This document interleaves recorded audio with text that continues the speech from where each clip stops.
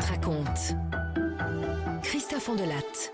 En 2012, à Vannes, dans le Morbihan, Émilie Tauby abat son compagnon, Yann, d'une balle dans la nuque. Ensuite, elle tire le corps dans la salle de bain. Elle verrouille la porte à double tour. Et pendant 3 ans, elle ment à tout le monde. Elle prétend que Yann est parti, alors que son cadavre est toujours dans la salle de bain. Ouvrons ensemble la code B du dossier d'instruction d'Émilie Tauby. Europe 1, Christophe Ondelatte. Dans le système judiciaire français, le dossier d'instruction contient un sous-dossier appelé Cote B. Il rassemble les rapports des experts psychiatres, psychologues et de l'enquêteur de personnalité. Ouvrons l'un de ces dossiers. Ondelatte raconte. Cote B sur Europe 1.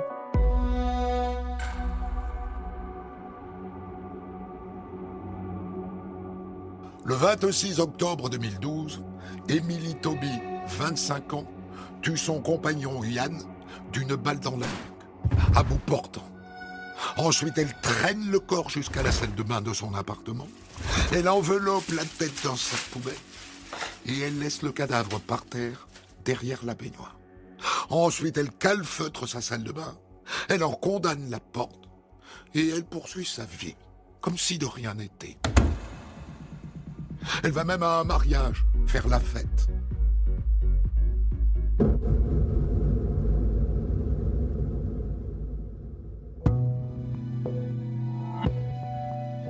Émilie Tauby soutient à ses amis et à la mère de Yann qu'il est parti en camion, qu'il a repris sa vie de vagabond comme il en avait l'habitude. Et pendant 3 ans, tout le monde croit à ses bobards. Mais 3 ans plus tard, le commissariat de Vannes appelle la mère. Madame, vous êtes bien la maman de Yann Bachelot-Ourdin? Oui, c'est moi. J'ai pas de nouvelles depuis 3 ans. Comment il va? Madame, j'ai une mauvaise nouvelle. On a retrouvé votre fils. Mais malheureusement, je suis désolé, il n'est plus en vie. Son cadavre a été retrouvé dans la salle de bain de son ex-petite amie, Émilie Tauby.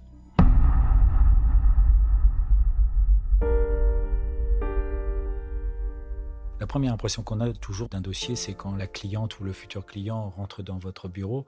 C'est un personnage qui rentre un peu en scène.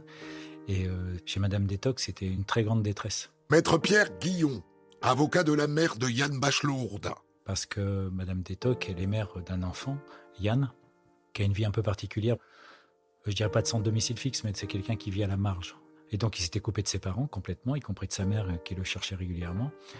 Et un jour, le commissariat l'appelle, elle apprend qu'on a retrouvé son fils, quoi. Et que son fils, c'est un corps momifié depuis 3 ans dans une salle de bain. Vous imaginez le choc. Choc terrible pour une mère. Et je me souviendrai toujours de Madame Détox parce que c'est une femme très digne, mais qui portait le poids de la disparition et aussi quelque part des relations entre guillemets un peu ratées avec son fils, parce que ça a souvent été des rendez-vous ratés. Là, elle avait retrouvé son fils, elle l'espérait heureux, et puis tout d'un coup, c'est la catastrophe. Il est décédé, quoi.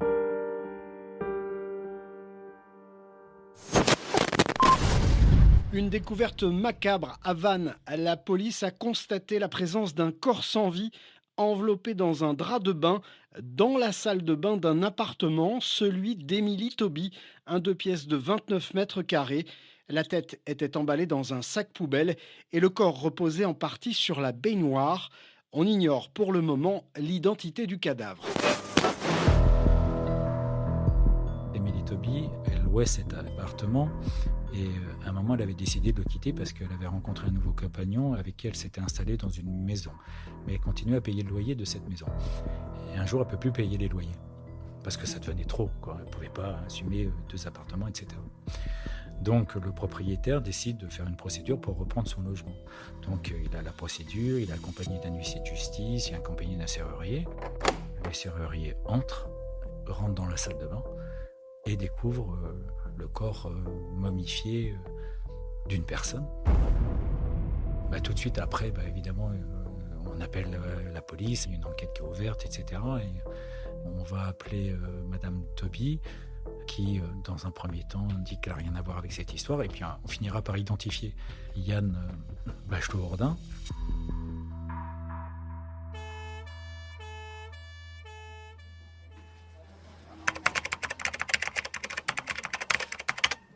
Bien, Madame Toby. Ça fait plus de 20 heures maintenant que vous êtes en garde à vue. Va falloir arrêter de nier, hein. On a trop d'éléments contre vous. Ah, mais je vais tout vous dire.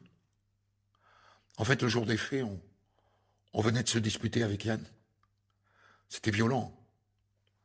Et à un moment, il a pris sa carabine et il m'a visé en me criant dessus. Il m'a dit, tu vas voir, je vais te tuer un jour, je découperai tes membres, je les jetterai dans la mer. À un moment donné, Yann a posé le fusil sur le lit parce que son téléphone a sonné. Il avait le dos tourné. J'ai pris la carabine et j'ai tiré. Il est mort sur le coup, hein. Moi, j'ai paniqué. Alors, je l'ai mis dans la salle de bain. J'ai tout calfeutré.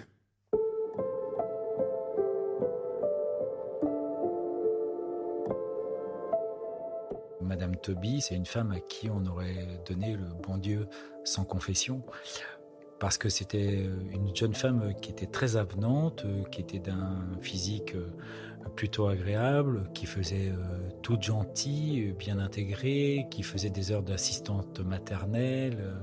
On n'aurait jamais pu imaginer qu'elle puisse tuer son petit ami et puis de cacher le cadavre de ce petit ami pendant 3 ans dans la salle de bain de son appartement, ça c'est sûr.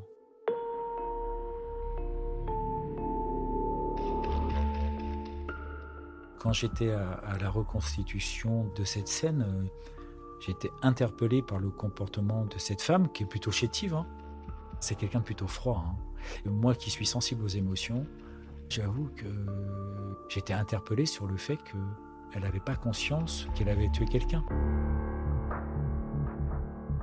Elle a ce réflexe où elle s'organise pour dire je dois traîner le corps et je le mets dans la salle de bain pour pas qu'on le découvre, quoi.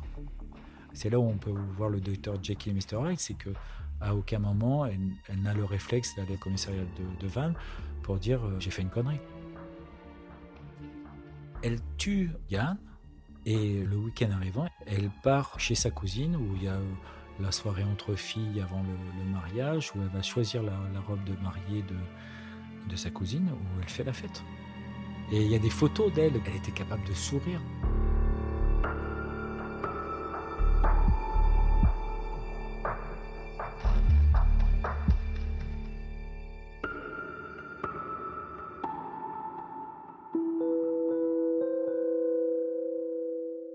Code B18. Expertise médico-psychologique du professeur Loïc Villerbu. Dans les faits racontés par Émilie Toby, elle se cherche un scénario plausible et en même temps, elle peut douter de ce qui s'est passé. Elle ne peut pas croire à ce qui s'est passé, ne voulant pas y croire. Émilie Toby laisse tout en attente. Attendre et voir sont des processus défensifs. L'objectif consiste à éviter ce que l'on pourrait penser d'elle.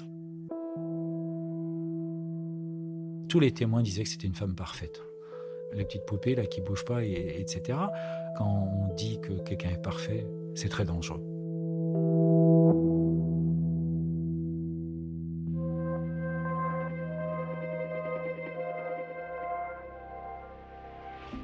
Comme souvent, Émilie Toby ne ressemble pas à un monstre. C'est une femme bien intégrée, une assistante maternelle plébiscitée pour son bon travail, mais aussi une femme fragile qui émeut son avocat, Maître Olivier Duménil. Toute la presse locale parle de ce dossier de la momie parce que le corps, au bout de 3 années, a été momifié. Il n'y a pas eu d'embaumement, hein. Le fait d'être resté à l'extérieur, le corps est devenu sec. Je crois même qu'on a du mal à savoir immédiatement s'il s'agit d'un homme ou d'une femme lorsqu'on découvre le corps.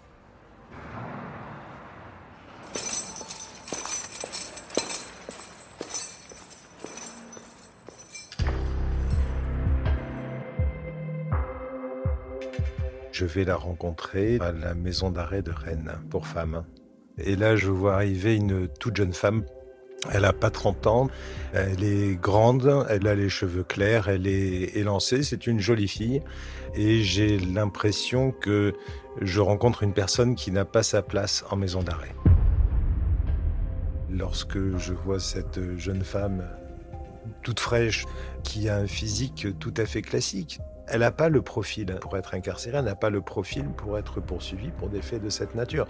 Et ça va se révéler dans tous les entretiens que nous allons avoir. Il y a chez elle, nonobstant les faits qui lui sont reprochés, de la douceur. Il y a chez elle véritablement de l'humanité. Ça peut paraître curieux eu égard aux faits qui lui sont reprochés, mais elle aime son prochain.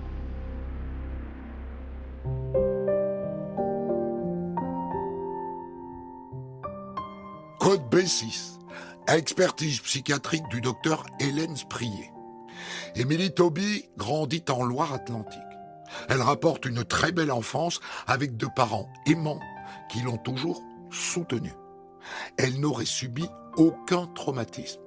Après l'obtention du bac, Émilie Tauby décroche un CAP petite enfance. Elle intègre l'école d'auxiliaire de puériculture de la Croix-Rouge à Rennes, puis travaille dans un jardin d'enfants à Saint-Gildas-de-Ruys. Elle nous dit « Depuis le collège, je savais que je voulais travailler avec des enfants. Les enfants, c'est joyeux. Les enfants, c'est du bonheur tous les jours.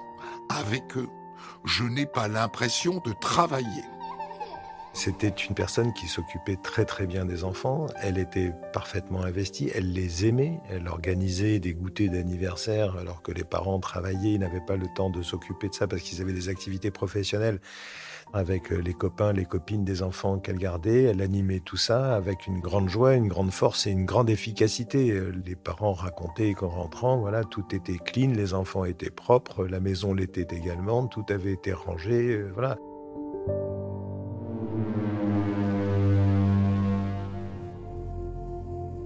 Le jour, Émilie Tauby est une assistante maternelle très appréciée.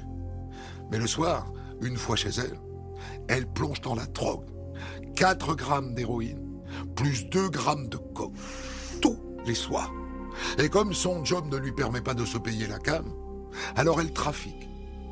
2 ans avant le meurtre de Yann, Émilie Tauby a été condamnée à 15 mois de prison, dont 1 an avec sursis, avec mise à l'épreuve pendant 3 ans.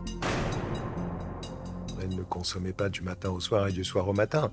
C'était le week-end, à l'occasion de fêtes, qu'elle prenait des produits stupéfiants. Mais en tout état de cause, jamais ses employeurs n'ont pu dire qu'elle était dans un état second lorsqu'elle a pris ses activités professionnelles.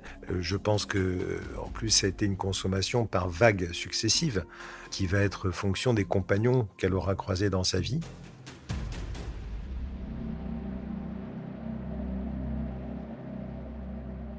Code B18, expertise médico-psychologique du professeur Loïc Villerbu. Émilie Tauby a une première expérience sentimentale à l'âge de 15 ans. Mais l'histoire ne dure pas. À 16 ans, elle rencontre Fabien, avec lequel elle découvre l'héroïne. Ils vivent ensemble 7 ans, avant qu'ils ne soient tous deux arrêtés pour trafic de drogue. Émilie ne va pas en prison, mais elle a des dettes. Elle doit 6 500 € à des dealers. Dans cette affaire de stupéfiants, elle devait une somme importante à des vendeurs. Et ces derniers venaient régulièrement l'ennuyer jusqu'au jour où elle a rencontré M. Bachelot. Et M. Bachelot a été seul, suffisamment convaincant, avec son arme certes, pour dissuader ces dealers par sa seule présence, ses seules menaces et l'arme qu'il avait en sa possession. Au début, ça la rassure. Professeur Loïc Villerbu, expert psychologue. Ça la rassure dans la mesure où il y avait quand même des menaces physiques et autres. Et lui s'interpose. Et très rapidement, ce que l'on voit apparaître, c'est un système de relations, de contrôle coercitif, de plus en plus élevé, à tel point qu'il ne peut pas supporter qu'elle fasse ou qu'elle ait une initiative en dehors de lui. Et pour asseoir encore un peu plus son autorité sur elle, il y a des coups, il y a des gifles. Yann, on savait comment il était. En fait, c'était quelqu'un qui était de bohème et qui vivait au gré d'un certain nombre de consommations de cannabis notamment. Maître Pierre Guillon, avocat de la mère de Yann Bachelot-Hourdin. C'était quelqu'un qui pouvait aussi s'avérer parfois, de par une surconsommation de drogue, être quelqu'un qui pouvait être violent. Et on savait qu'il détenait au moins une arme. Et on sait que l'histoire du couple, c'était quelque chose de compliqué. Monsieur Bachelot-Hourdin, c'était quelqu'un qui pouvait être jaloux très rapidement.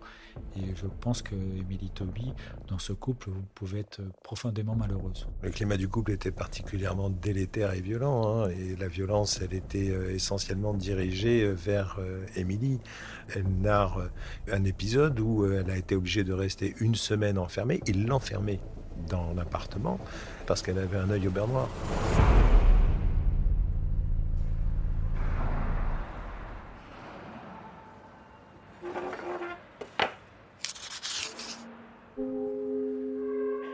Vous savez, maître, j'étais pas libre. Je pouvais pas partir. C'était impossible. Je pouvais pas retourner chez mes parents. J'avais honte. Ils savaient, pour ma conso de stup. Revenir chez eux, ça voulait dire encore les décevoir. Puis c'était chez moi, c'était mon petit appart que je louais. Donc j'étais prisonnière. Elle le dit elle-même, elle ne pouvait pas. Elle ne pouvait pas partir parce que, d'une part, lui, c'est quand même quelqu'un qui est extrêmement violent et menaçant, qui menace de la retrouver et de mettre peut-être fin à ses jours. Partir très bien pour aller où? Alors effectivement, il y a les parents d'Émilie qui sont en Loire-Atlantique, mais elle ne veut pas les décevoir une nouvelle fois et donc elle leur cache la violence dont elle est la victime. Donc en fait, Émilie, elle est complètement prisonnière. Elle est prisonnière dans son appartement de la présence de son tortionnaire. Il faut quand même appeler un chat un chat. Mon hypothèse de travail, Professeur Loïc Villerbu, expert psychologue. c'était qu'elle ne pouvait pas s'en sortir parce qu'elle était sous emprise. Il n'y avait pas d'issue en quelque sorte. Mais quand je dis il n'y avait pas d'issue, je ne veux pas dire que se servir du fusil, c'était le faire mourir. C'était rompre une situation. Elle n'a pas saisi le moment, c'est le moment qui s'est présenté à elle. Et c'était dans cette scène dont elle parle avec beaucoup d'émotion et qu'on peut parfaitement visualiser, hein, où elle est recroquevillée entre la lit et l'armoire dans ce tout petit espace qui n'est rempli que de violence. Elle n'a pas d'autre choix que de prendre cette arme qu'il vient de poser dans un même trait de temps, tirer. Voilà, c'est pas elle qui a mis une balle dans le canon. Hein. Vous savez, maître, j'étais coincé, recroquevillé près de l'armoire. Il me tenait en joue avec le fusil. Il m'a hurlé dessus en me disant « Je vais te tuer, je vais te découper ». J'ai compris à ce moment-là que c'était ou lui ou moi. Le téléphone a sonné. Il a posé le fusil sur le lit. J'ai sauvé ma peau. J'ai sauvé ma peau, maître.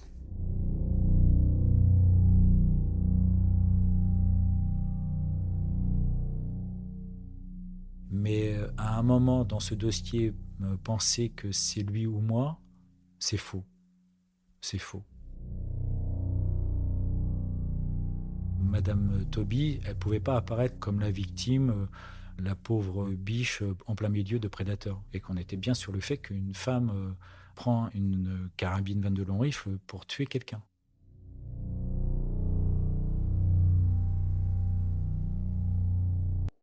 On de la raconte, Code B, la suite de votre épisode.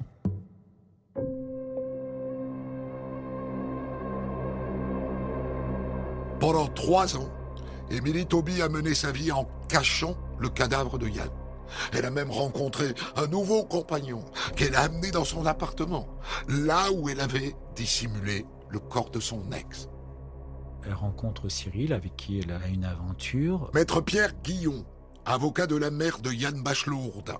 Alors que le corps de Yann est dans la salle de bain, elle a une vie amoureuse, y compris intime, avec ce Cyril dans cet appartement. La salle de bain est accessible, elle est calfeutrée, etc. Elle dit qu'il y a une fuite et que ça pue. Elle organisera même une fête. Et c'est là où ça prend des proportions hors normes.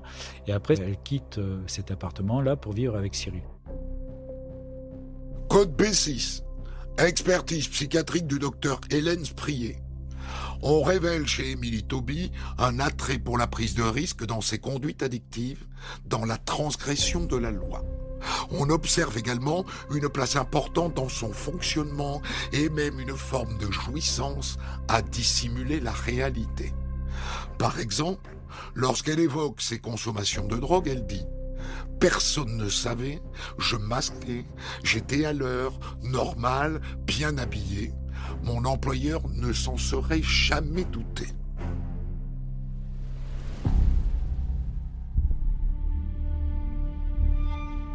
Alors, ce qui me frappe dans le dossier, il manque plein de choses.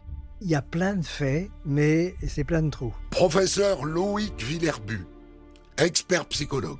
Elle n'a pas cessé d'essayer de ne pas voir, de ne pas penser. Ce qui est extraordinaire chez elle, c'est son mutisme. Un mutisme à la fois par rapport aux autres, mais par rapport à elle-même. Elle ne veut pas penser. Quand on fait l'histoire de « je ne veux pas », on retrouve au niveau de l'enfance, de la petite enfance, des cauchemars, des cris, des peurs, dont elle ne parlait jamais non plus à ses parents. Le silence commence. Tout ce qui est de l'ordre personnel, ça fait silence. Ce qui est susceptible d'être communiqué, c'est la performance, mais pas le ressenti. C'est énorme, hein? Alors elle va donner des raisons. Il ne faut pas que ça sorte, il ne faut pas qu'elle soit questionnée, parce que dans ces cas-là, souvent elle répond sur un mode impulsif.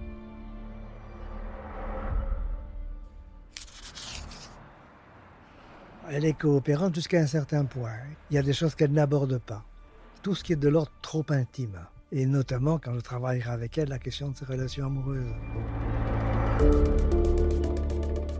Code P6, expertise psychiatrique du docteur Hélène Prier. Le parcours de vie d'Émilie Tauby est émaillé de relations affectives instables qui la mettent dans des situations de transgression de la loi, de violence et de rupture sur le plan professionnel. Tout cela est évocateur d'un trouble de personnalité borderline. Il ne s'agit pas d'un trouble psychiatrique, mais d'un mode particulier d'interaction avec son environnement. Une personne qui a ce profil, Maître Olivier Dumény, avocat d'Émilie Tauby. avec cette attirance professionnelle très grande pour les enfants, qui a beaucoup de douceur et qui, paradoxalement, se retrouve dans une situation où elle va donner la mort à quelqu'un, effectivement, c'est borderline. Mais je trouve ça bien beau, moi, de venir qualifier une personne de cette façon-là, une fois qu'on connaît les faits qu'elle a commis. Est-ce que c'est vraiment un borderline? Moi, je ne suis pas pour ce type de diagnostic, de toute façon, enfin, de mon point de vue, hein. Parce que borderline, c'est à la limite de la névrose, à la limite de la psychose, à la limite de la perversion. Je préfère de beaucoup faire l'hypothèse d'un état psychotraumatique. Ça veut dire qu'il y a une impossibilité de faire du lien. Chacun d'entre nous, dans son enfance, a des choses à dire. Il y a forcément des conflits qui n'ont pas été résolus. Et elle sait, il n'y a rien à voir. Donc elle dédouane toujours l'autre. Non, elle ne veut pas voir. Tel que je la disais, elle ne voulait pas voir pour ne pas mettre en peine l'autre. Et ça renvoie à la notion de clivage. Il y a certaines expériences qui ne peuvent pas être parlées, qui ne peuvent pas être revécues.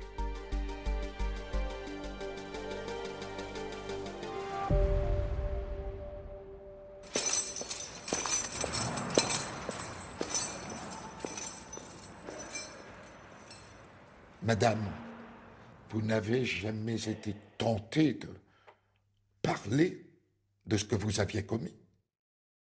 Non. Je voulais protéger ma famille. Je voulais pas les mêler à cette histoire. J'ai essayé plusieurs fois de tout raconter à Cyril, mon nouveau compagnon. Mais non, j'ai pas réussi parce que, pour une fois, je me sentais bien avec lui. J'avais pas d'appréhension. Il n'était pas agressif. Et moi, de toute façon, je savais qu'un jour, j'allais me faire arrêter, hein. Comment expliquer le déni? Elle avait un véritable amour pour sa famille et qu'elle comprenait bien que, eu égard à la gravité des faits qu'elle avait commis, il y allait y avoir inévitablement des retentissements graves et que ça allait générer une peine immense pour ses proches de savoir ce qu'elle avait été en mesure de faire. Et elle voulait véritablement les préserver. Pendant ces 3 ans, elle aurait pu agir différemment pour véritablement le faire disparaître. Il faut quand même savoir, moi c'est quelque chose qui m'a marqué dans ce dossier, c'est que ce monsieur a disparu pendant 3 années et que, mis à part sa mère, personne ne l'a cherché. Si elle avait véritablement voulu complètement occulter le crime, elle ne s'y serait pas prise de cette façon-là et elle aurait fait disparaître le corps. Bien sûr qu'elle avait un sentiment de culpabilité énorme. Dans les actes de procédure, lorsqu'elle est interrogée, bien sûr qu'elle exprime ses remords et elle pleure, elle est bien sûr terrorisée par ce qu'elle a fait. C'est pas un monstre. Si Émilie vous a été décrite comme un monstre, on vous a menti. C'est pas vrai.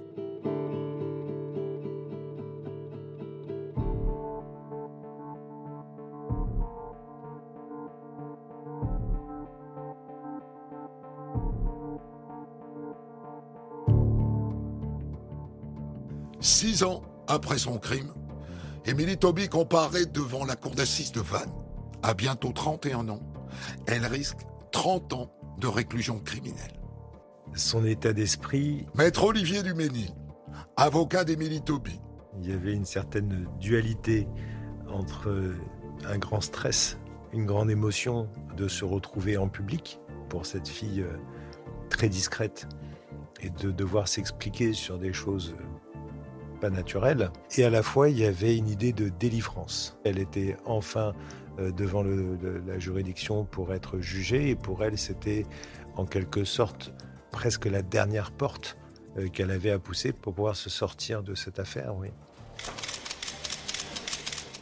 Mesdames et messieurs, la cour.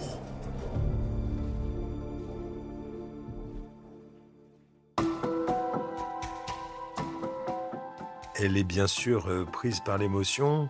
C'est pas une oratrice non plus. Le fait de se retrouver devant des robes noires et des robes rouges, c'est pas un moment sympathique. Il faut bien le comprendre. Elle est extrêmement stressée et elle ne fait pas devant la cour des réponses aussi complètes que celles qu'elle a pu me faire lorsque nous nous rencontrions tous les deux préalablement dans le parloir. Elle a des phrases qui sont parfois assez courtes, ce que la cour lui reprochera. Madame Tauby, levez-vous, je vous prie. Pouvez-vous nous expliquer ce qui vous a poussé à tuer Monsieur Bachelot-Hourdin? J'avais peur. Vous aviez peur de quoi? De Yann? J'avais peur qu'il me tue. Donc on l'interroge sur sa vie pendant la session de cour d'assises. Maître Pierre Guillon, avocat de la mère de Yann Bachelot-Hourdin. Yann est dans la salle de bain, etc. Elle part au ski avec son frère et sa famille, et elle lâche à la cour d'assises. C'était bien le ski. Là, on l'a tous regardé en disant, mais elle vit dans un autre monde, elle ne se rend pas compte. Émilie Tauby, on ne l'a jamais vue vraie. On n'a jamais vu qui elle était, vraiment. Émilie Tauby était à l'image de sa famille. C'est la famille Barbie, où tout va bien. Il n'y a aucun problème. On part au ski, tout va bien. Émilie, tout va bien. Ses parents disent, de toute façon, notre fille n'a rien à se reprocher. Et qu'on a eu des parents qui réfléchissent un tant soit peu, ils auraient pu se rendre compte qu'ils avaient des relations avec leur fille qui étaient complètement biaisées. Et il faut accepter d'aller chercher au tréfonds, de se regarder en face, ce qui n'est pas toujours facile et ce qui est impossible pour certains. Et c'était impossible pour elle.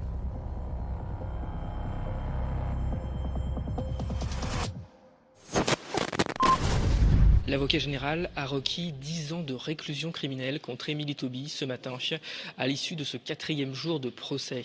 Dans son réquisitoire, François Touron a réfuté la thèse de la légitime défense pour expliquer le meurtre. Tuer pour ne pas être tué, telle est la thèse défendue par la défense. Tuer parce qu'elle était à bout, oui, a répondu l'avocat général, mais il n'y avait pas de menace imminente. J'ai expliqué ce contexte de violence, ce contexte de huis clos, ce contexte dans lequel, enfermée chez elle, alors qu'elle était violentée, menacée de mort par M. Bachelot, qui avait exprimé son projet, de la tuer et 2, de la faire disparaître. Effectivement, il m'a semblé que cette notion pouvait se rapprocher d'une notion de défense légitime. Émilie Tauby est finalement condamné à 12 ans de prison, soit 2 ans de plus que les réquisitions de l'avocat général. Quand le verdict est tombé, Madame Détoc a pleuré pendant... Elle s'est effondrée. Pendant... Le temps m'a paru très long, 10 minutes, etc. Mais Madame Détoc, c'était l'aboutissement d'un long processus où elle a toujours passé son temps à chercher son fils. Elle ne l'a jamais trouvé et c'était la fin de... Émilie Tauby accepte le verdict de la cour d'assises. Elle ne fait pas appel.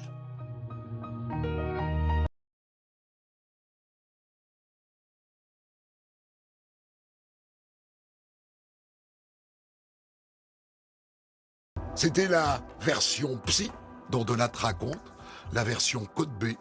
La rédaction en chef de ce programme est assurée par Guillaume Maury. L'enquête aujourd'hui est signée Vincent Deby et la réalisation Guillaume Vassot. Retrouvez On Delattre raconte Code B tous les vendredis et samedis dès 6h sur votre plateforme de podcast.